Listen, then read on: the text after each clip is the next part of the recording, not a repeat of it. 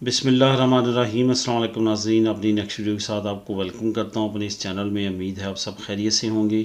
تو چلتے ہیں آج کی اہم نیوز کی جانب۔ نیوز کی طرف جانے سے پہلے آپ کو میں یہ کہنا چاہوں گا کہ آپ لوگوں کے جتنے کمنٹ آتے ہیں عموماً طور پہ میں ان تمام کا آنسر دینے کی ایز سون ایز ارلی کوشش کرتا ہوں۔ جن کے میں آنسر نہیں دے پاتا وہ ایٹومیٹک سمجھ جایا کریں کہ ان پہ میں کوئی نہ کوئی ویڈیو میں اس کا ذکر کروں گا۔ وہ ذرا اہم ٹاپک ہوتے ہیں، وہاں پہ آپ کو بائی ریٹرن اس طرح سے میں سیٹسفائی نہیں کر سکتا جس طرح سے ویڈیو میں اس پہ بات کر کے کر سکتا ہوں۔ جیسے کہ ایک بہت زیادہ پوچھا جانے والا ٹاپک تھا کہ 18 سال سے زیادہ عمر کے بچوں کو کس طرح سے ہم فیملی ویزا پہ یا فیملی ریزیڈنسی پہ بلوا سکتے ہیں، تو اس پہ جو تھا وہ میں نے اس نیوز کے سیشن میں اس ٹاپک کو رکھا ہے۔ آپ دیکھ سکتے ہیں کہ آخری وہی ٹاپک ہے جس پہ ہم بات کریں گے۔ تو چلتے ہیں اہم نیوز کی جانب۔ سب سے پہلے تو ایک اہم یورپین ملک نے بہت اچھی اناؤنسمنٹ کی ہے باقی یورپینز کے لیے، تو اس پہ ہم بات کریں گے۔ اس کے بعد جرمنی کی طرف سے امیگرینٹس کے لیے ایک اچھی خبر آئی ہے۔ یورپین سیٹلمنٹ اسکیم والوں کے لیے بھی ایک اچھی خبر ہے۔ اس کے بعد 18 سال سے زیادہ عمر کے جو بچے ہیں ان کو کیا پروسیس ہے، کون سا طریقہ ہے جس کے ذریعے بلوا سکتے ہیں یا نہیں بلوا سکتے، اس پہ تفصیلی بات کریں گے۔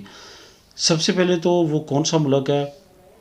جیسے کرونا وائرس آیا بہت زیادہ مسئلے مسائل بڑے، بہت زیادہ ممالک نے جو ایک دوسرے کے بہت زیادہ قریب تھے، قریبی روابط تھے، انہوں نے بھی ایک دوسرے پہ پابندیاں لگائیں تاکہ اپنے ملک میں کرونا کو کنٹرول کر سکیں۔ جیسا کہ آپ جانتے ہیں کہ دنیا میں پہلے دوسرے نمبر پہ ہمیشہ رہا ہے یو ایس اے امریکہ، وہاں پہ کرونا بہت زیادہ پھیل چکا تھا اور بہت زیادہ سچویشن جو ہے وہ کریٹیکل تھی۔ ابھی بھی دنیا میں سب سے زیادہ ڈیتھ اگر کرونا کی وجہ سے کسی ملک کی ہوئی ہیں تو وہ یو ایس اے ہے، یعنی امریکہ میں ہے۔ دوسرے نمبر پہ برازیل ہے اور اس کے بعد تیسرے نمبر پہ اٹلی آتا ہے۔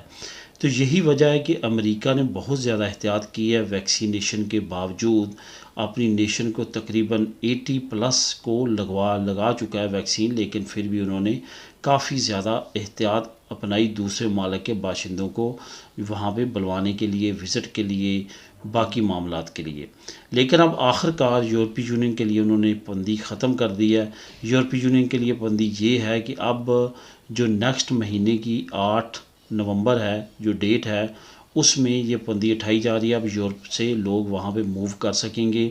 بہت سارے لوگ ایسے تھے جو بزنس پوائنٹ آف ویو سے اپنے باقی معاملات کی وجہ سے یو ایس اے میں جانا چاہتے تھے لیکن نہیں جا پا رہے تھے، اس پابندی کی وجہ سے اب ان کے لیے یہ پابندی ہٹائی جا رہی ہے، اور 8 نومبر کے بعد بلا کسی روک ٹوک کے، سوائے آپ کو ویکسین پاسپورٹ کی ضرورت ہے، ٹیسٹ کی ضرورت بھی نہیں ہے، وہ اگر آپ کے پاس ہے تو آپ یو ایس اے کا وزٹ کر سکتے ہیں، جا سکتے ہیں۔ یہ ایک اہم خبر ہے اور اس کا خیر مقدم جو اہم لیڈران ہیں یورپی یونین کے انہوں نے کیا ہے، کیونکہ ان کی بہت زیادہ جو ہے وہ ٹریڈ اور باقی بزنس جو ہیں ایکسچینج بہت زیادہ یو ایس اے کے ساتھ، جو کہ تمام کی تمام رکی ہوئی تھی، لیکن اس کے بعد اب حالات بہتری کی طرف جانا شروع ہو جائیں گے۔ اب بات کرتے ہیں جرمنی کی۔ جرمنی نے بھی ایک اہم اعلان کیا ہے۔ آپ کو یہ بتاتا چلوں کہ جرمنی میں ریسنٹلی الیکشن ہوئے ہیں اور وہاں پہ 3 اہم جماعتیں جو ہیں وہ جیتی ہیں۔ اصل میں جو سب سے زیادہ ووٹ لینے والی جماعت ہے وہ امیگرینٹس دوست پالیسی کی وجہ سے بھی پہچانی جاتی ہے۔ انہوں نے اپنے منشور میں ہی امیگرینٹس کو کی ہیلپ کے طور پہ اپنے منشور میں رکھا تھا۔ اس کے بعد جو دوسری بڑی جماعت تھی وہ بھی امیگرینٹس کے حق میں ہے اور تیسری بھی امیگرینٹس کے حق میں۔ یہ 3 جماعتیں ہیں جنہوں نے اکثریت لی ہے اور تینوں نے آپس میں بات چیت کر کے حکومت بنانے کا جو ہے عندیہ دیا ہے۔ امید یہی ظاہر کی جا رہی ہے کہ یہ تینوں جماعتیں جو ہے مل کے حکومت بنائیں گی۔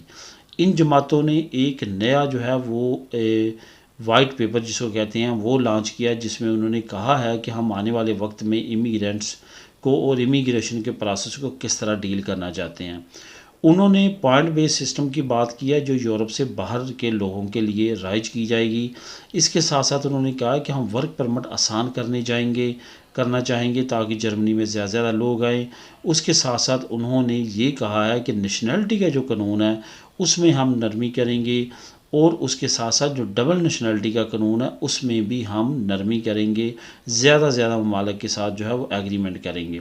یہاں پہ آپ کو یہ بتاتا چلوں کہ پاکستان کے ساتھ اس وقت بات چیت چل رہی ہے جرمنی کی ڈبل نیشنلٹی کی، جو کہ فی الحال کنفرم نہیں ہوئی لیکن پائپ لائن میں ہے۔ امید ہے کہ ان قریب اس پہ کوئی نہ کوئی اچھی اناؤنسمنٹ ہو جائے گی، لیکن ان جماعتوں کے اس اعلان کے بعد امید ظاہر کی جاتی ہے کہ اس پروسیس کو بھی کافی سپیڈلی نپٹایا جائے گا، کیونکہ پاکستانی کافی دیر سے ویٹ کر رہے ہیں کہ کب ڈبل نیشنلٹی کا agreement same like Norway Germany کے ساتھ بھی ہو پائے اور دونوں ممالک کے جو رہنے والے باشندے ہیں وہ دونوں ممالک کی ڈبل نیشنلٹی رکھ سکیں۔ آنے والے وقت میں اس میں بھی ڈیولپمنٹ آ سکتی ہے، لیکن فی الحال جرمنی میں اس وجہ سے کوئی خطرہ یا پرابلم نہیں ہے امیگرینٹس کو، کیونکہ وہاں پہ جو آنے والی حکومتیں ہیں وہ بھی امیگرینٹس دوست پالیسی پہ کار فرما ہے، جس طرح لاسٹ ان کی حکومت تھی، اور وہ بھی یہی چاہتے ہیں کہ امیگرینٹس زیادہ سے زیادہ جرمنی میں آئیں۔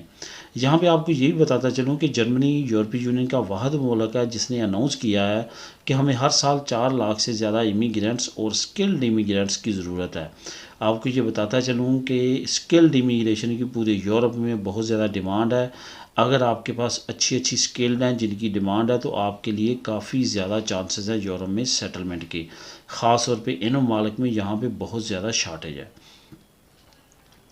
اب بات کرتے ہیں یورپین سیٹلمنٹ اسکیم کے بارے میں۔ کافی اہم ایک خبر آئی ہے جس کے بارے میں کافی لوگوں کی طرف سے یہ خیال ہے کہ یہ ایک اندیہ ہے کہ آنے والے وقت میں یو کے میں وہ یہ چاہتے ہیں کہ جو یورپین سیٹلمنٹ اسکیم والے ہیں وہ یہاں پہ سیٹل ہوں اور وہ زیادہ سے زیادہ کنٹریبیوٹ کر سکیں اس وقت جو شارٹیج ہے ورکرز کی۔ اناؤنسمنٹ یہ کی گئی ہے کہ تقریباً 4 ملین کے لگ بھگ نیا فنڈ جو ہے وہ جاری کیا گیا ہے ان فرموں کے لیے جو کہ یورپین سیٹلمنٹ اسکیم والوں کی ہیلپ کر رہی ہیں اپلائی کرنے میں۔ آپ کو یہ بتاتا چلوں کہ مارچ تک جو ویلز نے ایکسٹینڈ کیا ہے اور باقی بھی ابھی پروسیس ہو رہا ہے، لوگ اپلائی کر رہے ہیں، اپلائی ہو رہا ہے، لیکن اس کے لیے جو پروف آپ کو 31 دسمبر 2020 سے پہلے کی چاہیے وہ لگا کے کچھ لوگ کر رہے ہیں، کچھ لوگ ویسے کر رہے ہیں، لیکن ان کے پروسیس آگے بڑھ رہے ہیں۔ اس وقت جو سچویشن ہے وہ یہ ہے کہ تقریباً 36 کے قریب ایسی نان فنڈیبل جس کو ہم non profitable NGOs کہتے ہیں وہ کام کر رہی ہیں، جو کہ یورپین باشندوں کو تیار کرتی ہیں جنہوں نے اپلائی ابھی تک نہیں کیا، ان کو ذہنی طور پہ جو نہیں کرنا چاہتے ان کو تیار کرتی ہیں کہ وہ اپلائی کریں۔ اس کے ساتھ ساتھ ان کو آئی ٹی کے ذریعے ہیلپ دیتے ہیں اگر ان کو زبان کا مسئلہ ہو، اور ان کا کیس ان پٹ کرتے ہیں تاکہ ان کو پری سیٹلمنٹ سٹیٹس مل سکے۔ یہی وجہ ہے کہ حکومت نے یہ تمام چیزیں بھانپتے ہوئے ان کے لیے نیا فنڈ جاری کیا ہے تاکہ وہ زیادہ مؤثر طریقے سے یورپین باشندوں کی مدد کر سکیں اور ان کو جو پری سیٹلمنٹ سٹیٹس یا سیٹل سٹیٹس دلوا سکیں۔ یہاں پہ آپ کو یہ بتاتا چلوں کہ جو لوگ رمینے کے رہ چکے ہیں ان کو چاہیے کہ as soon as early apply کریں، کیونکہ مارچ کے بعد تک کوئی بھی چانسز ویلز میں خاص طور پہ نہیں ہیں، اور باقی یو کے ایریاز میں بھی کسی وقت بھی سٹاپ ہو سکتا ہے، کیونکہ اس وقت جو تعداد ہے وہ کافی زیادہ بڑھ چکی ہے، لیکن ان کو سکلڈ بیس امیگرینٹس کی زیادہ ضرورت ہے اس وقت۔ اب بات کرتے ہیں 18 سال سے زیادہ عمر کے بچے ہم کس طرح بلا سکتے ہیں۔ یہاں پہ صرف اور صرف قانون ایک ہی اجازت دیتا ہے جس کے ذریعے آپ بلوا سکتے ہیں، ادروائز آپ کو سیکنڈ آپشن استعمال کرنا پڑے گا جو کہ ورک پرمٹ کا بہت زیادہ لوگ کر رہے ہیں اور اس پہ فائدہ اٹھا رہے ہیں، اپنے بچوں کو، بیٹوں کو، بیٹیوں کو بلوا رہے ہیں۔ اگر تو آپ کا بچہ 21 سال سے کم ہے، 18 سال سے زیادہ ہے اور اسٹڈی کر رہا ہے، اس مین کہ وہ آپ پہ ڈپینڈ کرتا ہے، تو قانون اجازت دیتا ہے کہ آپ اپلائی کر سکتے ہیں، لیکن اس کے لیے آپ کو وکیل ہائر کرنے کے بعد اپنا کیس ان پٹ کرنا پڑے گا اکثر خیریہ میں اس کے ڈاکومنٹ نکلوانے کے لیے۔ یہ آپ نے یاد رکھنا، اس میں آپ کو پروف بھی دینا پڑے گا کہ وہ واقعہ اسٹڈی کر رہا ہے، جس میں وہ یونیورسٹی کی، کالج کی تمام ڈاکومنٹ اور تمام چیزیں آپ کو پریزنٹ کرنا پڑیں گی، ٹرانسلیشن کے ساتھ وہ تمام چیزیں کر کے پھر آپ کر سکتے ہیں۔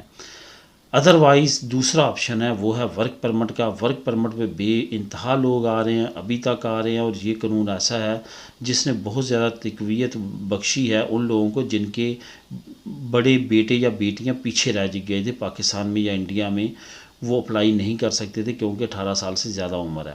یہاں پہ کچھ ایسے افراد بھی ہیں جو 30 سے 35 سال کے بھی آئے ہیں اسی پروسیس کے، کہ ان کا یہاں پہ افیر تادی ترباخو نکالا گیا ہے، اس پہ چانسز بہت زیادہ ہوتے ہیں کیونکہ آپ کی فیملی باقی ادھر ہے، آپ پیچھے رہ گئے ہیں، تو آپ کو یہ اپرچونٹی دی جاتی ہے۔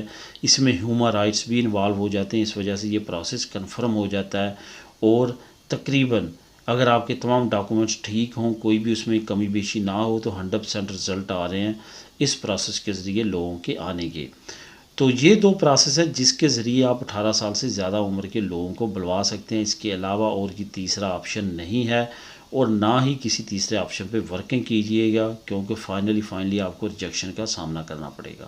ملیں گے نیکسٹ ویڈیو میں نئی نیوز نئی انفارمیشن کے ساتھ۔ اللہ حافظ۔